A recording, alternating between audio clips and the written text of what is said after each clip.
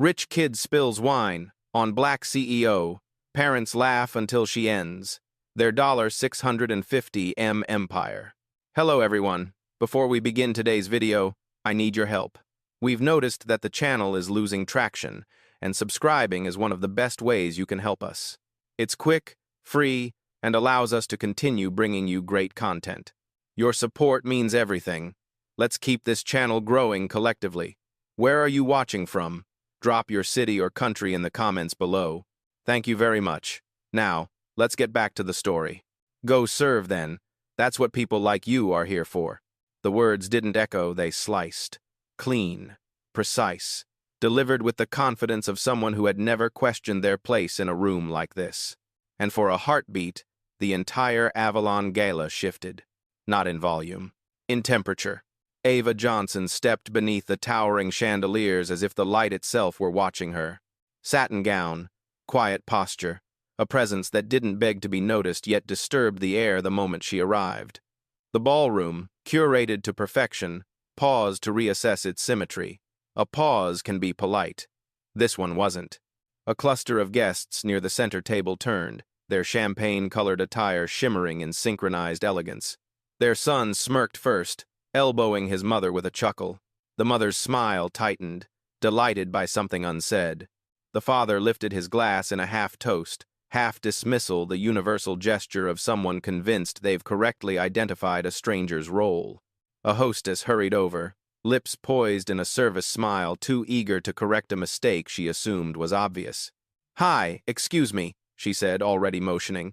"If you could stay near the staff walkway, that'll help us move things smoothly." She didn't ask if Ava belonged here. She assumed she didn't. Ava didn't react. Stillness can be louder than outrage. And tonight, her stillness filled the room. Before we continue, where are you watching from? Drop your city or country in the comments below. And if you believe in dignity and justice, hit like and subscribe. These stories spark change. And we're glad you're here. Now, back to Ava. She took one step forward, the satin of her gown whispering against the marble. The hostess blinked, unsure. Behind her, a volunteer approached with a tray of programs, extending it toward Ava as if she were meant to distribute them. Another guest tapped his empty glass in her direction, expecting a refill. None of it harsh, all of it telling. Ava let the room speak, let it show its assumptions, let it reveal what it believed about her without needing a single word spoken in her direction. She had witnessed this choreography before in boardrooms, hotel lobbies, airport lounges. Different stages, same script. Across the hall, the champagne-clad family watched her again, amusement deepening as if her composure confirmed their expectations.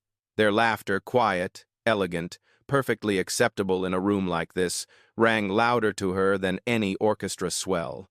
The string quartet played on, but the notes felt like delicate glass struggling not to shatter. Ava paused near the edge of the ballroom, eyes drifting not to escape but to anchor. She carried memories of 23-year-old Ava stepping into a conference only to be handed a catering badge. 31-year-old Ava mistaken for an assistant at her own pitch meeting. 38-year-old Ava whose silence had always been misread as submission. Tonight, she wasn't here to remind anyone who she was. She was here to observe who they were. Her gaze slid to the far end of the hall toward the stage where, in less than an hour, the largest philanthropic partnership of the season would be announced. The one she controlled. The one the laughing family depended on. The chandelier above her flickered just once as if recognizing the moment. Ava inhaled softly. The room had already made its judgment. Soon, she would render hers. The ballroom's golden hum resumed as if nothing had shifted, but something had. It moved quietly, like a crack beneath polished marble, thin, invisible, inevitable.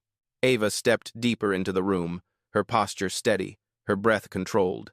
The quartet's melody softened into something almost fragile, a score that seemed to sense the fault line forming beneath it.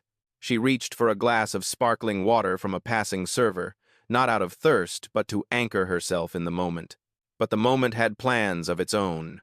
The champagne-clad family rose from their table, preparing for their personal grand entrance, a tradition they seemed to take seriously.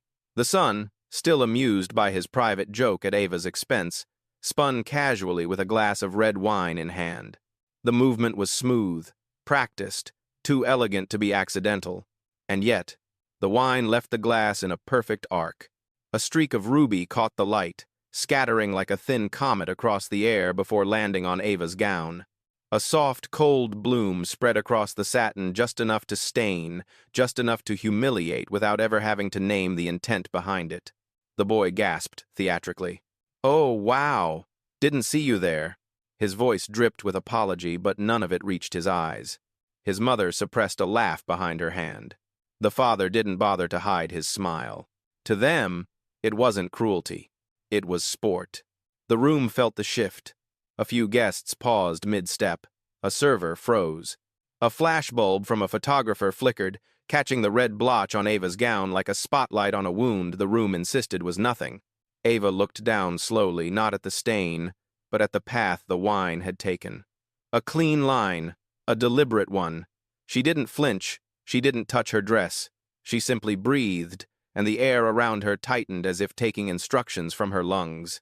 "Careful," the boy added, swirling what remained of his wine. "These events get crowded. Hard to know your place sometimes." No one scolded him. No one corrected him. Silence rushed in to protect him, as it always had. But silence works both ways. A young volunteer near the entrance saw everything. She lifted her head, eyes wide, not in shock at the boy, but in recognition of Ava.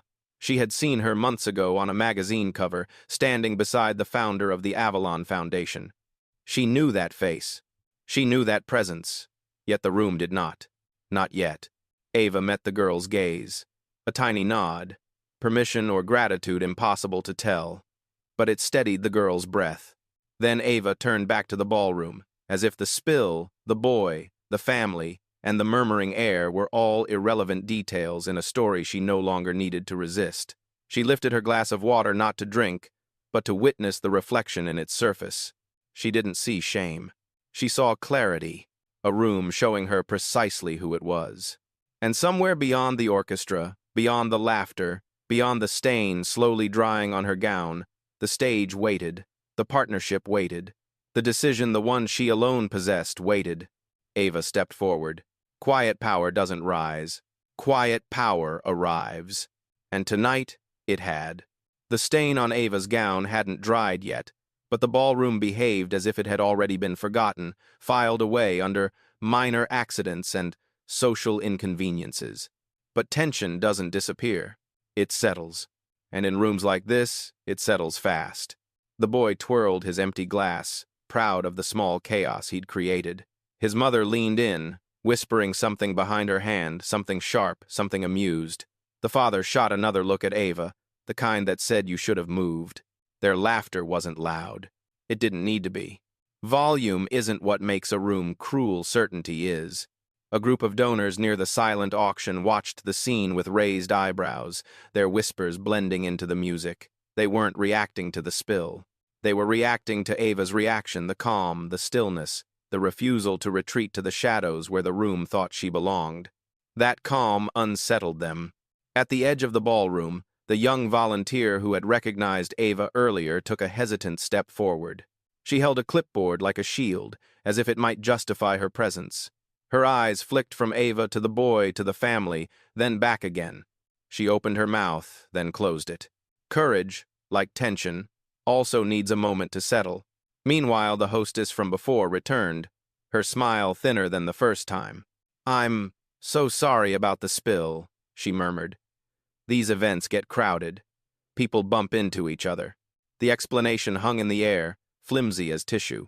Ava didn't correct it. She simply tilted her head, letting the silence answer for her.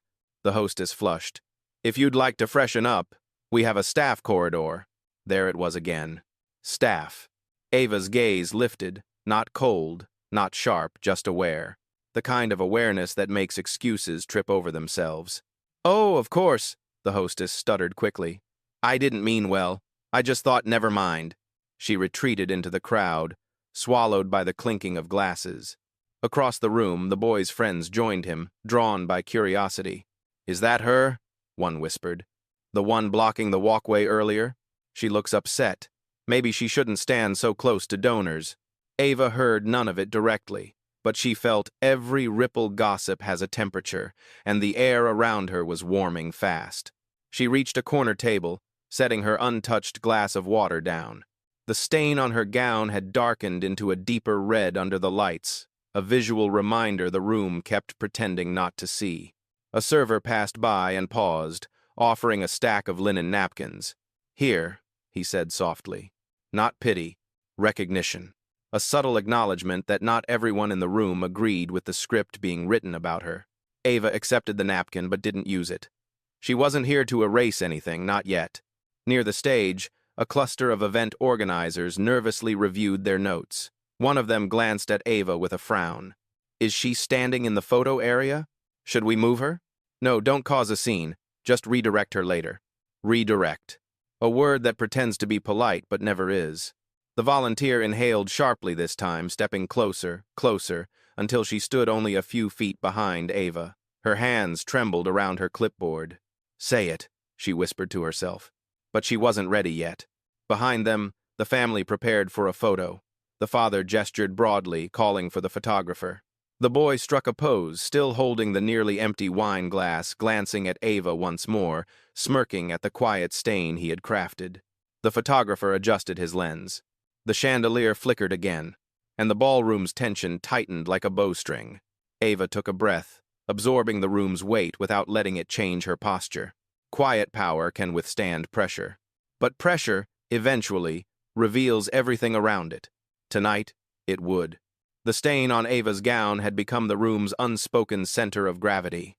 Everywhere she moved, the air shifted around her, some people avoiding her gaze, others staring too long, all of them pretending the darkened streak of red wasn't there. But the ballroom saw it. It always had. And one person, at least, could no longer look away. The young volunteer, small frame, navy event vest, clipboard pressed tight to her chest, hovered only a few steps behind Ava now. She wasn't following her.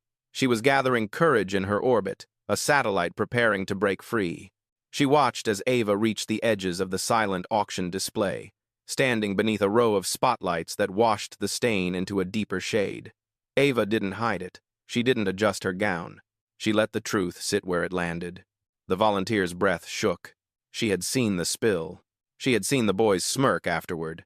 She had seen the mother's quiet laughter, the father's approving shrug, the hostess's flustered excuses. But most of all, she had seen Ava's composure. Not fragile, not wounded, measured. A type of strength the volunteer recognized but had never possessed. On the far side of the ballroom, the family gathered for their official gala photograph. The boy lifted his empty wine glass again, reenacting his earlier spin, prompting a round of muted laughter. The photographer laughed too, because in rooms like this, proximity to power always demands a smile. But the camera flash captured something else. Ava, reflected in a mirrored pillar behind them, standing still, the stain blooming across her dress like a question the room refused to answer. The volunteer stepped forward. Not much, just the distance of a breath. But the air felt it. A guest beside her whispered, "Leave it alone. It's not your issue." Another murmured, "These galas always have tension. Don't get involved." A third added softly, "Besides, she seems fine." Fine. The most convenient word in the English language. The volunteer closed her eyes, steadying herself. She remembered the article she'd read months before, a profile about Ava Johnson's philanthropic initiatives. Back then, the volunteer had clipped the page, storing it as a reminder of what was possible. And yet here stood the same woman mistreated, misread, minimized right in front of her. Greatness disguised by a stain no one cared to question. Ava turned slightly, enough for their eyes to meet again. Her expression didn't ask for help. She never would. But there was something else in her gaze. Permission. The volunteer inhaled, her voice trembling before it even formed. "Miss Johnson," she whispered first, testing the name in the air. No one else heard, but Ava did. The volunteer tried again, stronger this time. "Excuse me, she's not staff." The words landed softly, barely louder than the music. But in a room built on subtle power, even soft truths can shift the floor. A few nearby guests turned. One organizer frowned. The hostess froze mid-step. The boy's smirk faltered for half a second, a crack in the confidence he wore like a tailored accessory. The volunteer continued, voice steadier now, fueled by something that felt dangerously like courage. "She's a guest," she said. "She was invited. I saw her name in the system earlier. There." The first public challenge to the room's assumptions. Ava didn't smile, but she nodded, slow, deliberate, acknowledging not just the words but the bravery behind them. The chandelier above them flickered again, as if the light itself approved. Across the ballroom, whispers spread, small currents of doubt weaving through the elegant crowd. "Invited? Are you sure? How did we not know?" The boy's friends shifted uncomfortably. His mother lowered her glass. Even the father's confidence thinned, just slightly, like a curtain pulled too far. Truth had entered the room, quietly, but once spoken, it refused to leave. The volunteer stepped fully beside Ava, now just enough to make a statement without saying anything more. And the room, for the first time that night, hesitated. Not at Ava. At itself. The ballroom didn't explode. It tightened, like a fist around a breath. The volunteer's small declaration, soft, trembling, brave, had cracked the room's polished surface. But instead of shattering, the people inside tried desperately to smooth the fracture. Pretend nothing had happened. Pretend the stain on Ava's gown was still an accident. Pretend the volunteer's voice hadn't carried enough truth to disrupt the choreography. But truth lingers. And tonight, it lingered loudly. An event organizer strode over, face taut with the kind of smile used to extinguish discomfort. "Is everything all right here?" she asked, tone bright enough to burn. Her eyes, however, told a different story, darting from Ava to the volunteer, then to the family across the room, as if calculating who deserved protection. Before Ava could respond, the boy who'd sent the wine flying earlier chimed in, raising his empty glass like evidence in his defense. "It was just a spill," he said. "Things happen." She was standing too close. A hush fell. Not silence, expectation. The mother nodded, supporting the narrative. "Yes, exactly. These venues are cramped. No one meant anything negative." Her voice carried the delicate confidence of someone accustomed to rewriting scenes to preserve her world's comfort. The volunteer stepped forward again, heart pounding. But the organizer cut in sharply. "That's enough. You're here to assist, not to disrupt guests." There it was, the line drawn in the marble. Ava didn't move, but the weight of the moment collected around her, thickening the air. Her gown, still marked by the dark red splash, had become a quiet indictment no one wanted to acknowledge. The stain shimmered beneath the chandeliers, catching flashes of light like a wound refusing to close. Her gaze lowered to it not in shame but in recognition, because she had seen this before. Flash. 16 years old. A hotel lobby in Charlotte. Ava in her Sunday dress, clutching a brochure for a youth leadership conference. A clerk, smiling tightly, asking her to wait outside until the guests arrive. Flash. 27. Her first VC networking event. A man handing her a tray of hors d'oeuvres without looking at her face. Flash. 39. Tonight. A stain blooming across her dress under crystal lights. The ballroom remained exactly where she stood, past and present folding into one line of experience. She inhaled, slow enough to be deliberate. Quiet power doesn't shout, but it gathers. The father finally stepped forward, a diplomat entering his battlefield. "Look," he said, palms open, voice smooth. "No one mistreated anyone. Let's not escalate a simple misunderstanding." His tone dripped with the assurance of someone who believed escalation was something other people created. The volunteer's breath shook again. But she didn't. The organizer raised a hand. "Please, return to your post." The girl looked at Ava, eyes begging for forgiveness for not being strong enough, for cracking under pressure, for almost doing what was right. Ava gave her the smallest shake of the head, not telling her to stop, telling her she wasn't to blame. The boy exhaled dramatically, brushing invisible lint off his jacket. "Can we move on now?" he asked. "It's a gala, not a courtroom." A ripple of uneasy laughter followed, a room trying to survive itself. Then the wine stain caught another shard of light. Ruby on satin. Bright. Undeniable. The tension reached its limit. Ava lifted her chin, a shift so subtle the room barely noticed it, yet felt it, like the air before a storm. Her presence anchored, sharpened, filled the marble floor with a new kind of gravity. She did not raise her voice. She did not accuse. She simply stood in a way that made the next moment inevitable. Because every story has a breaking point, and the ballroom had finally reached hers. The ballroom tried to reset itself, but the air wouldn't budge. Something had shifted so subtly most people didn't notice, yet unmistakable for anyone standing close enough to Ava Johnson. Her posture hadn't changed. Her voice hadn't risen. But the atmosphere felt recalibrated. The father sensed it first. His smile flickered. The boy sensed it too. He lowered his empty wine glass, suddenly unsure where to put his hands. Even the hostess hovered in a nervous half-step, as if waiting for permission that wasn't coming. Ava finally moved one deliberate step toward the quieter edge of the ballroom, where the chandeliers cast softer halos and conversations dimmed into gentle murmurs. She didn't retreat. She repositioned. A queen, not a casualty.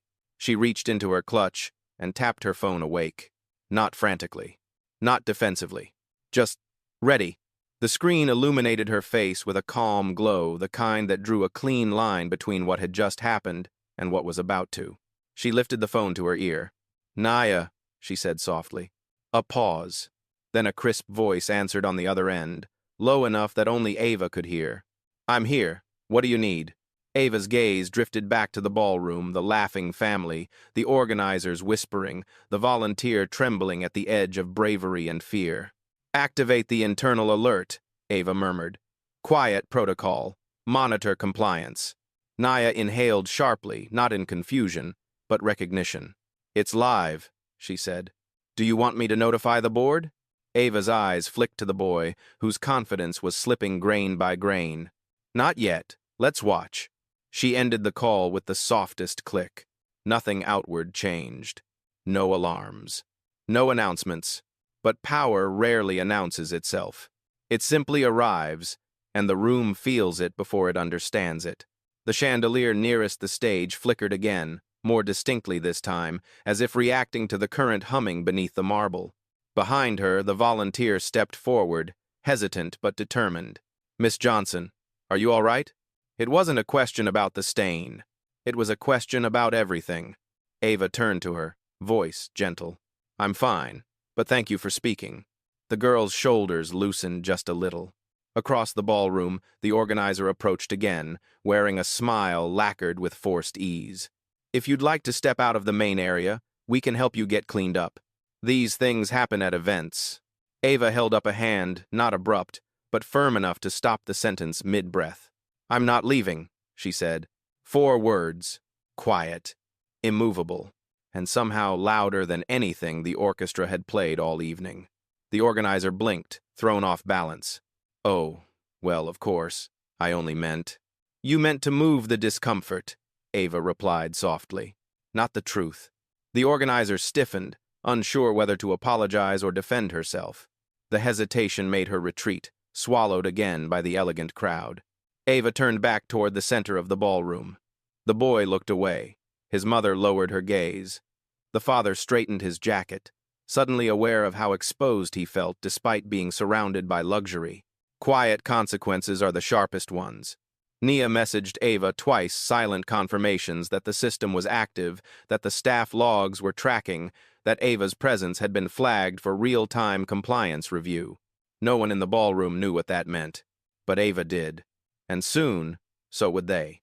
The orchestra shifted into a brighter piece, violins rising like sunlight across frost. But the room couldn't keep up. Its brightness felt artificial now, tension dimming everything beneath the chandeliers. Ava stood at the center of it, still, collected, unbothered by the red stain that glimmered like a signature across her dress. This wasn't the moment she revealed who she was. This was the moment she decided the room no longer controlled the narrative. For the first time all evening, the ballroom didn't feel large. It felt small, contained, a stage awaiting its real performance. And Ava Johnson, silent, steady, unshaken, was finally stepping into her part. The gala lights dimmed slightly as the orchestra transitioned to its next movement, a sweeping rise of strings meant to signal elegance. Instead, it signaled fear. Power doesn't need a microphone. It just needs a moment. And Ava Johnson had chosen hers. She stepped closer to the center of the ballroom. Nothing dramatic, nothing loud, just one measured stride, yet it felt as if the entire floor shifted beneath her feet. Conversations thinned, the air tightened. Even the chandeliers seemed to freeze mid-glitter, waiting. The family noticed first. The father's confident smile faltered. The mother lowered her eyes, unsure what she'd missed. The boy straightened his jacket, the smirk gone, replaced by something quieter confusion. Ava spoke. "Most of you didn't see what happened tonight," she said calmly. "That's expected." The room softened into silence. Not polite silence. Obedient silence. The hostess stopped mid-step. The event organizer held her clipboard like a fragile truth. The volunteer stood behind Ava now, no longer trembling, only watching. Ava continued, her voice steady as marble. "You saw a spill, a misunderstanding, a moment you assumed could be swept away." She let the words settle. "But assumptions have consequences." A whisper rippled through the guests. The father stepped forward, attempting control. "Miss, I believe you're overreacting." We all witnessed. Ava turned to him. Just a look that felt older than the room, older than every chandelier hanging above them. "Did you?" she asked softly. The question struck sharper than any accusation, because the answer was obvious. They hadn't witnessed anything. They had interpreted it. A murmur traveled across the gala floor. People glanced at the stain again, this time not with dismissal but recognition. A scar the room had given her. A scar the room now had to answer for. The father tried again, voice cracking at the edges. "Let's be reasonable, this is a charity event. You're making this uncomfortable." Ava's eyes didn't blink. "Uncomfortable?" she repeated. Her voice was soft enough to make the chandeliers lean in. "I wasn't the one who made this uncomfortable." A breath. A pause. Then the line that would replay in 1,000 minds long after the night ended. "You assumed I belonged behind the service trays, while standing in a room funded by my signature." The ballroom stilled, completely. Someone exhaled near the stage. Someone whispered, "Wait, what did she say?" Another guest lowered his champagne flute, realization slicing through him like cold water. The volunteer closed her eyes, a quiet smile forming finally. The truth had a voice big enough for the room. The mother's face drained of color. The father swallowed hard. The boy looked as though he wanted to disappear into the lining of his tuxedo. And then, a phone buzzed on the organizer's clipboard. A notification. A name highlighted. Her eyes widened. "Ava Johnson," she whispered to herself, barely audible. The Ava Johnson? But the whisper traveled anyway. Across donors. Across executives. Across families who had mistaken wealth for immunity. It spread like heat. A man near the bar gasped. "She's the primary benefactor." Another added, "She's the reason this gala exists." A third whispered, "My God, what have they done?" The father took a step back. The boy lowered his glass in defeat. The mother hid her trembling behind a frozen smile. Ava didn't raise her chin. She didn't revel. She simply let the truth occupy the space it always deserved. Because power doesn't need to shout. It just needs to be recognized. And in that moment, with the stain still glistening under gold chandeliers, with the ballroom locked in breathless awe, with the family unraveling in real time, Ava Johnson was finally being seen. Not as a server, not as a mistake, but as the force she had always been. The room, for the first time, understood. It hadn't misjudged her presence. It had misjudged her power. The ballroom didn't just fall silent. It recalibrated. Like a chandelier that suddenly remembered its own weight, the entire room sagged under the realization of who they had dismissed. Phones buzzed across tables. Whispers sharpened. Eyes widened in synchronized shock. Ava Johnson. The name moved through the crowd like an electrical pulse. Quiet at first, then undeniable. A donor near the stage gasped so loudly it cracked the hush. "She's the one underwriting the education initiative." Annex. Another followed. "She's on the advisory council, my God." A third whispered, trembling, "She's worth more than the entire Bennett family combined." The boy's smirk died a second, more painful death. His lips parted, but no sound came out. His fingers tightened around the empty wine glass until his knuckles went pale. The father took a step toward Ava, then stopped, as if the air between them had become solid. The mother clutched her clutch so tightly the clasp bent beneath her grip. Ava didn't move. She didn't need to. Power, once recognized, stands on its own. Across the room, the event organizer fumbled with her headset. Yes, I see it, she whispered urgently into the mic. No, we didn't know. No, she wasn't on the secondary list. Yes, activate protocol for high-profile oversight. Immediately. She turned toward Ava with the expression of someone who had misread the weather and now found herself in a storm. Miss Johnson, she stammered, if there's anything we can do. You can stop pretending this started with me, Ava replied softly. It wasn't anger. It wasn't accusation. It was truth, spoken plainly enough to silence a room twice. The volunteer, standing behind Ava like a shadow learning to become light, felt her heartbeat steady. The room that once dwarfed her now seemed navigable, as if Ava's presence had changed its architecture. Meanwhile, the Bennett family was crumbling in real time. The father tried to regain composure, smoothing his jacket, lifting his chin in a desperate salvage of status. This is all a misunderstanding, he insisted, forcing a thin smile onto his face. We respect Miss Johnson deeply. Our family has always. Ava's gaze cut through his sentence like a quiet blade. He swallowed the rest. The mother stepped forward next, voice trembling with apology sharpened by fear. We had no idea who you were, she said. It was meant to soften things. Instead, it exposed everything. Ava's response was quiet. Why would that matter?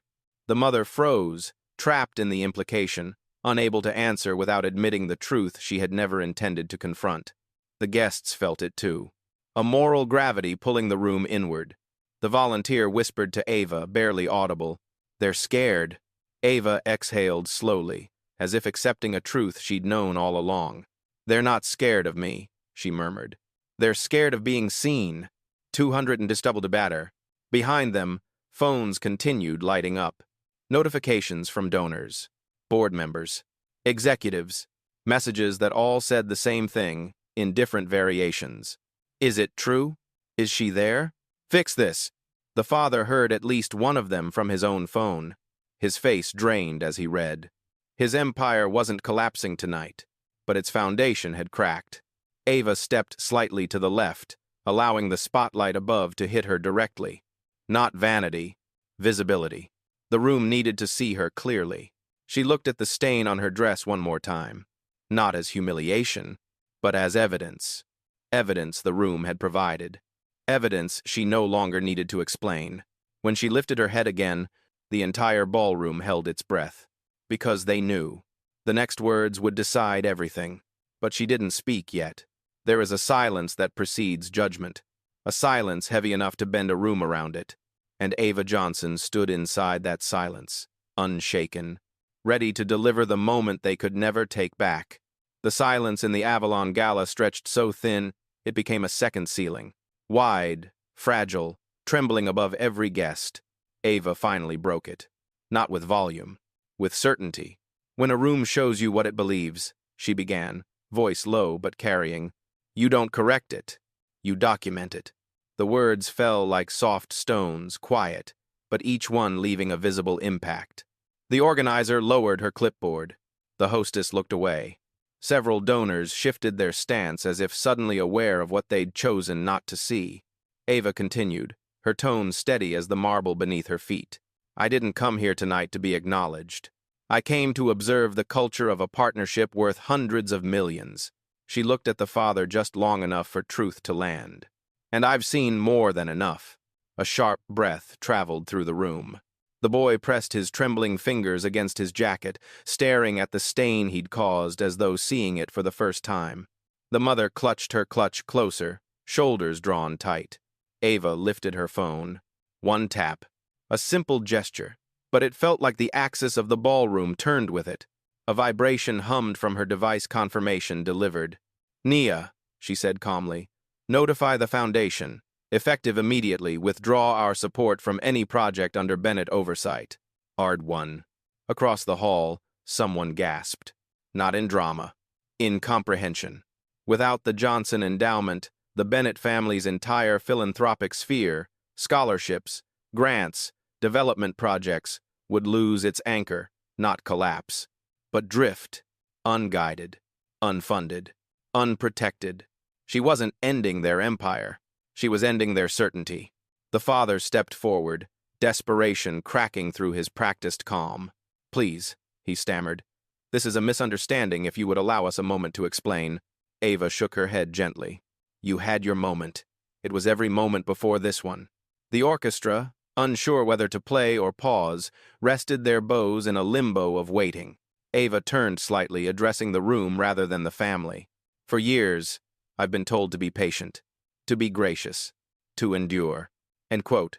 Her eyes swept across the chandeliers, the polished glass, the donors, the volunteers, the staff, the people who had pretended not to see a stain because acknowledging it meant acknowledging themselves. "But dignity," she said, "is not something I negotiate." A ripple of shivers passed through the ballroom. The volunteer behind her swallowed hard, tears gathering at the edges of her lashes not from sadness but recognition. Ava noticed. She placed a gentle hand on the young woman's shoulder.